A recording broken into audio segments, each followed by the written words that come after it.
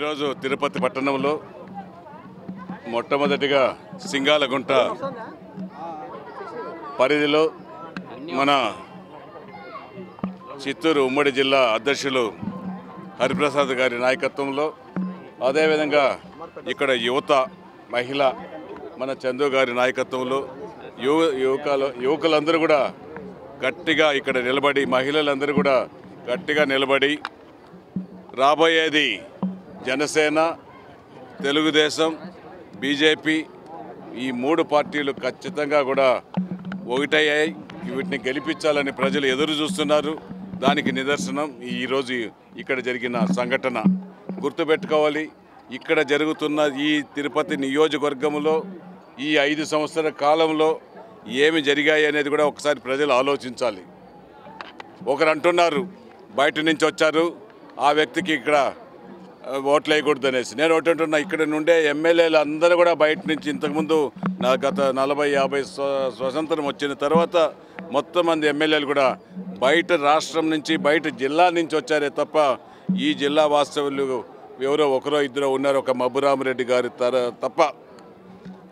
గుర్తు చేసుకోవాలి, ఈ నాయకులు చెప్తున్నారు. నేను ఈ జిల్లా వాసి, ఈ 14 నియోజకవర్గాల్లో నేను ఒక నియోజకవర్గ వాసి. ఇక్కడ నాకు వ్యాపారాలు, సొంత ఇల్లు ఉంది, సొంత వ్యాపారాలు ఉన్నాయి. ఇక్కడే ఉన్నాను. ఇక్కడే నేను 3 పార్టీలు, ప్రజారాజ్యంలో, తెలుగుదేశం పార్టీలో జిల్లా అధ్యక్షుడిగా అనుభవం ఉంది. 14 నియోజకవర్గంలో ఎక్కడ నిలిచినా ఒక జిల్లా యూనిట్లో ఒక భాగం ఇది. కాబట్టి దయచేసి తిరుపతి సోదరులందరికీ కూడా వింటున్నా, ఈ కోవర్ట్లు చెప్పుడు మాటలు వినే వాళ్ళ మాటలు వినొద్దండి. దయచేసి మీ బిడ్డగా నన్ను చూసుకోండి. నేను మీకు ఎప్పుడు అండగా ఉంటాను, తోడుగా ఉంటాను. ఇక్కడ మన జనసేన నాయకులు బలంగా మన పార్టీని ప్రతి సంవత్సరాలకు 13 సంవత్సరాలుగా కాపాడుకొని వస్తున్నారు. ఈరోజు పవన్ కళ్యాణ్, చంద్రబాబు, మోడీ రాష్ట్రానికి అవసరం. రాష్ట్రం అభివృద్ధి జరగాలనుకుంటే ముగ్గురు కలిసి అగ్రనేతలతో పాటు కలిశారు. ఖచ్చితంగా కూడా ఆంధ్ర రాష్ట్రానికి రాజధాని నిర్మిస్తారు. రాష్ట్రానికి కావాల్సిన వనరులు, పోలవరము ఇటువంటి కార్యక్రమాలు కూడా ఖచ్చితంగా చేస్తారు. ఇక్కడ తిరుపతిలో కూడా ఎన్నో అన్యాయాలు, రోడ్డు వెడల్పు కార్యక్రమాల్లో జరిగాయి. అవి అన్నిటిని కూడా వెలికి తీస్తాం. టీడీఆర్ బండ్లు మొత్తం వెలికి తీస్తాం. దాంట్లో ఎంత కుంభకోణం జరిగిందో చూస్తాం. నిన్ననేమి పూజలు చేసి దేవుళ్ళ దగ్గరికి పోయేసి వస్తే మా కోసం వైఎస్ఆర్ కాంగ్రెస్ పార్టీ నాయకుడు, ఇప్పుడు అభ్యర్థి అభినయ్ రెడ్డి గారు 1-2 గంటల సేపు మేము వస్తామని తెలుసుకొని అక్కడ వెయిట్ చేసి, మేము వచ్చినప్పుడు ఒక సీన్ క్రియేట్ చేయడం జరిగింది. ఒక బలమైన అభ్యర్థి ఇడికి వచ్చి, బలమైన అభ్యర్థి ఆరణి శ్రీనివాసులు, జంగాలపల్లి శ్రీనివాసుల కోసం ఒక వైసీపీ ఎమ్మెల్యే ఒక గుడిలో 2 గంటల సేపు వెయిట్ చేసినాడు అనుకుంటే, దీన్ని బట్టి వైసీపీ కాంగ్రెస్ పార్టీ తిరుపతి పట్టణంలో ఎంత బలహీనంగా ఉందో, ఎంత భయపడారో కూడా ఒక్కసారి అర్థం చేసుకోవాల్సిన అవసరం ఉంది.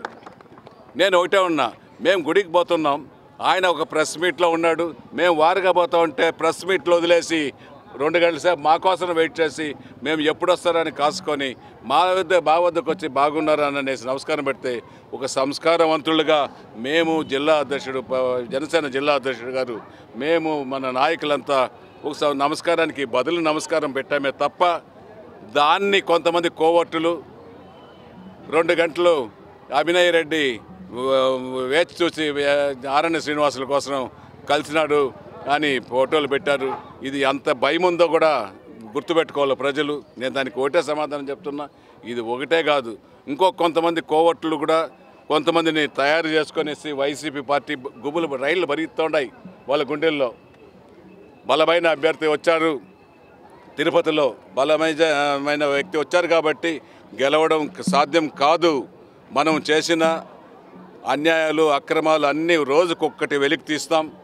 ఖచ్చితంగా కోవర్టులు ఎవరైతే వాళ్ళు పెట్టి మా పైన బురద జల్లుతాడో ఆ కోవర్టులను కూడా ఏరేస్తామనేసి కూడా ఈ సందర్భంగా మీకు అందరికీ కూడా తెలియజేసుకుంటూ, దయచేసి ఇటు కుయుక్తులు, కుతంత్రాలు మాని మీకు న్యాయంగా ఉండి మీరు ప్రజలకు సేవ చేసి ఉంటే మీరు ప్రజల మద్దతు తీసుకోండి. మేము కాదనడం లేదు. మేము అభివృద్ధి చేస్తాము. మా ముగ్గురు నాయకులు కలిసి మా పైన నమ్మకం ఉంటే మేము ఓట్లు అడిగి మేము వేసుకుంటాం.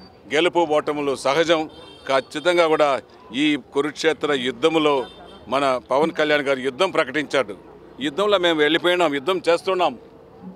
మీరు ఇంకా సిద్ధం అనేసి మీ వైఎస్ఆర్ కాంగ్రెస్ పార్టీ చెప్పుకొని పోస్టర్లు వేసుకున్నారు. ఊరికే వచ్చిన పోస్టర్లు ఎవరెవరో లక్షలు ఖర్చు పెట్టి ఫ్లెక్సీలు వేస్తే దానికి మీ బొమ్మలు వేసుకొని ఇంకా సిద్ధంగా ఉండరు. నేను ఒకటే చెప్తున్నా, వైఎస్ఆర్ కాంగ్రెస్ పార్టీ ఇంటికి పోయేదానికి సిద్ధంగా ఉన్నారు. ఒక వర్గము, ఒక సామాజిక వర్గాన్ని ఈ వైఎస్ఆర్ కాంగ్రెస్ పార్టీ అభివృద్ధి చేసింది తప్ప మిగతా ఎవరు రాష్ట్రంలో బాగుపడలేదనేసి కూడా ఈ సందర్భంగా తెలియజేస్తున్నాను. ప్రజల్లో స్పందన మీరు చూస్తున్నారు కదా. ఈరోజు మన సింగాలగుంటలో ప్రజల ఉత్సాహం, యువకుల ఉత్సాహం చూస్తున్నారు కదా. మహిళల ఉత్సాహం చూశారు కదా. మేము చెప్పాల్సిన అవసరం లేదు. ఇంకా ఉంది. తెలుగుదేశము, జనసేన, బీజేపీ నాయకులంతా కూడా వస్తారు. ఇంకొక వారం లోపల అన్నీ సర్దుకుంటాయి. ఖచ్చితంగా కూడా ఒక ప్రభంజనంగా తిరుపతి మారబోతుంది.